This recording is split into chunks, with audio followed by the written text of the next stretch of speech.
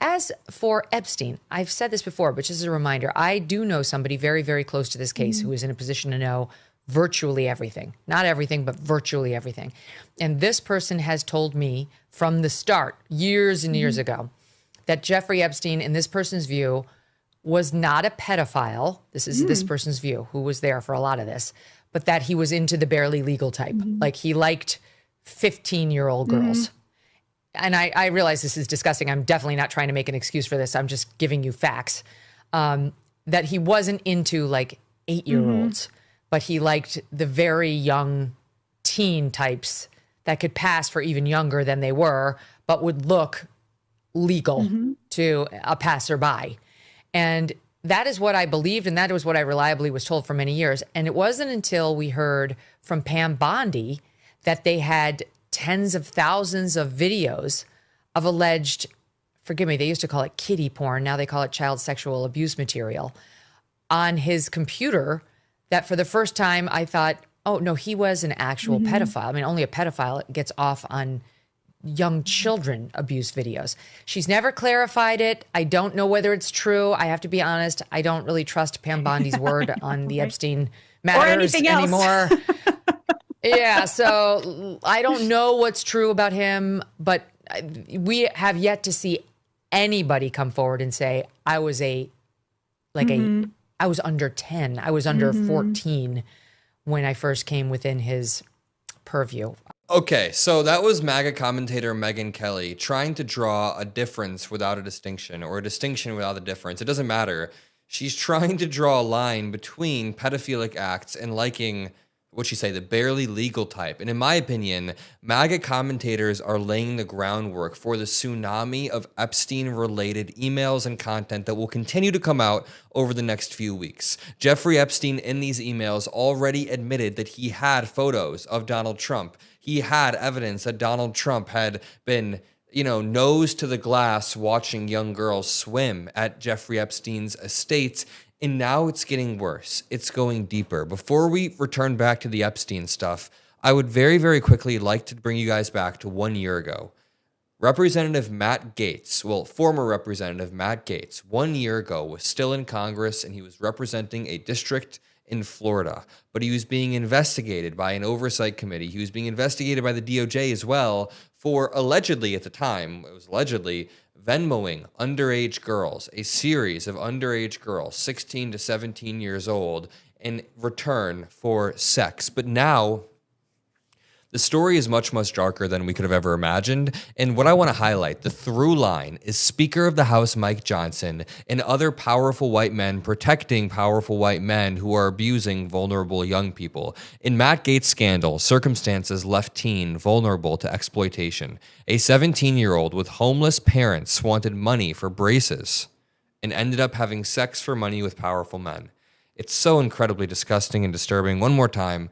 A 17-year-old with a homeless parent needed money for braces and ended up having sex for money with powerful men. She wants the public to have a fuller understanding of how she was victimized. And by powerful men, they're talking about Republican Congressman Matt Gaetz, former Republican congressman who now has a job at One America News Network.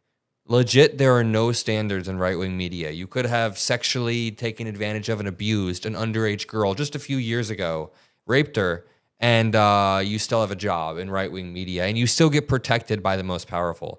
Obviously, a trigger alert before I read this article, but she was 17 and a high school junior in Florida. She was working at McDonald's, and she was living in and out of a homeless shelter. Hoping to save up to buy braces to fix her teeth, she falsely advertised herself in 2017 as an 18-year-old girl on a website that matches men looking for companionship with young women looking to make money.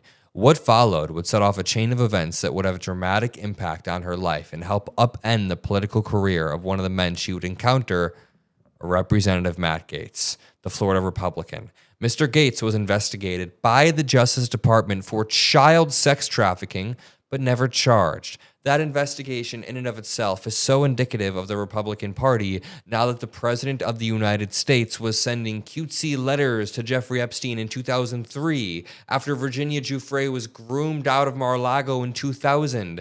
The spot, so incredibly obvious. Mr. Gaetz was investigated by the Justice Department for child sex trafficking but never charged. Following the election last year, he was President Trump's first choice to serve as the Attorney General. He subsequently resigned from Congress in November or December of last year, and then withdrew from consideration as Attorney General under a storm of scrutiny. That would have been a scary reality. We would have had a pedophile as the Attorney General protecting a pedophile president. Instead, the pedophile president protected the pedophile representative by allowing him to drop out. A bipartisan House Ethics Committee investigation later determined that there was substantial evidence he had sex with the 17-year-old, and the report concluded testimony from the girl about how she was paid by Mr. Gaetz for the sex. For all of the public furor over Matt Gaetz, who always asserted that he broke no laws, even as the House Ethics Committee found that he violated Florida's statutory rape laws, little attention has been given to the story of the girl, how she came to be exploited. Last month, in response to a request from the Claflin newspaper, a federal judge unsealed court documents. It was a then homeless 17-year-old high schooler. Quote, "The vulnerable circumstances most crime victims face are rarely known to the public. The power imbalances can be age. The power imbalances can be financial. When one client has economic insecurity, when Matt Gaetz has economic security and power, he's able to abuse that power.